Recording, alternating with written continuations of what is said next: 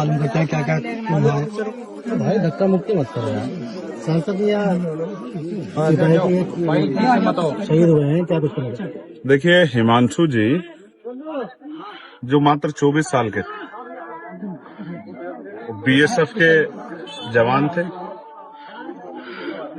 आज हम लोग उनकी अंतिम यात्रा में शामिल हुए हैं।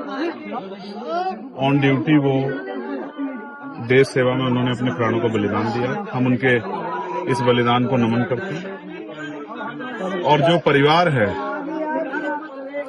जब एक जवान जाता है उसके परिवार पे क्या बीतती है। हालांकि एक गर्व का पल भी होता है क्योंकि बलिदान का हमेशा देश में सम्मान होता है, लेकिन एक तकलीफ भी होती है जिनका 24 साल का बेटा जाता है। उनके परिवार को बहुत तकलीफ है और ऐसे समय मैं और हमारा पूरा क्षेत्र, इस क्षेत्र के लोग, यहाँ के तमाम सम्मानित लोग उस परिवार के साथ खड़े। हमारी आदरांजलि भाई हिमांशु जी को और उनके परिवारों को कुदरती दुख सहने की शक्ति दे। प्रस्ताव रखा गया है, क्या क्या मांगे दी गई। जगत गुरु सतगुरु रविदास जी महाराज उनको इतनी हिम्मत दें कि वो दुख को सह सके। परिवार की इच्छा थी, परिवार की और कोई इच्छा नहीं थी, सिर्फ एक इच्छा थी कि उस बेटे को सम्मान मिलना चाहिए। गांव के लोगों ने उस सम्मान को, उस दर्द को समझा, क्योंकि ये एक परिवार का बेटा नहीं, पूरे क्षेत्र का बेटा है, देश का बेटा है। तो प्रस्ताव हो गया एक शानदार स्मारक जो है भाई हिमांशु जी की याद में हम लोग यहाँ बनवाएंगे।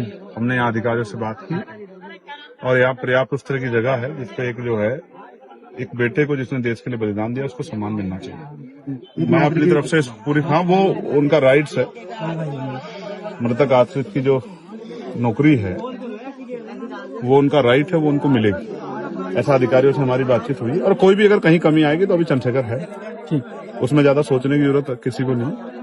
किसी भी तरह की, हर तरह की उनकी मदद के लिए, उनकी आवाज उठाने के लिए यहाँ सक्षम नेतृत्व है। उनके आंसू नहीं बहेंगे, ये मेरा आप लोगों को विश्वास बात है। सरकार में इतना समय हो गया, लेट हो गया, क्या वजह है। लेट ये हुआ कि कुछ मिसअंडरस्टैंडिंग थी, उसमें थोड़ा समय लगा। हालांकि बाद में सब लोगों ने उस पर सहमति जाहिर की, अधिकारियों ने भी।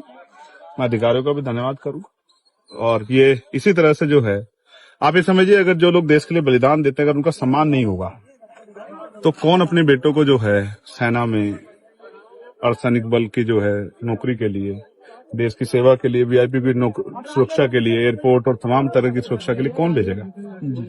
तो हमें समझना पड़ेगा कि बलिदान का सम्मान होना चाहिए। और ये किसी जाति के मोहताज नहीं, किसी धर्म के नहीं, जाति धर्म से ऊपर उठ जाता है जब आदमी जो है देश के लिए नौकरी करता है, देश की सेवा के लिए बलिदान देने के लिए घर से निकलता है। और मैं इस परिवार को भी, इसकी हिम्मत को, इस परिवार की मैं बधाई देता हूँ। इस परिवार की हिम्मत को भी मैं बधाई देता हूँ और क्षेत्र के जिम्मेदार लोगों को भी बधाई देता हूँ कि उन्होंने इस शौर्य को जिस तरह से जो है अपने दिल में जगह दी है। और ये हिमांशु जी अब अमर हो गए। जब तक इतिहास रहेगा इस गांव का, इस क्षेत्र का, हिमांशु जी हमारे दिलों में जिंदा रहेंगे।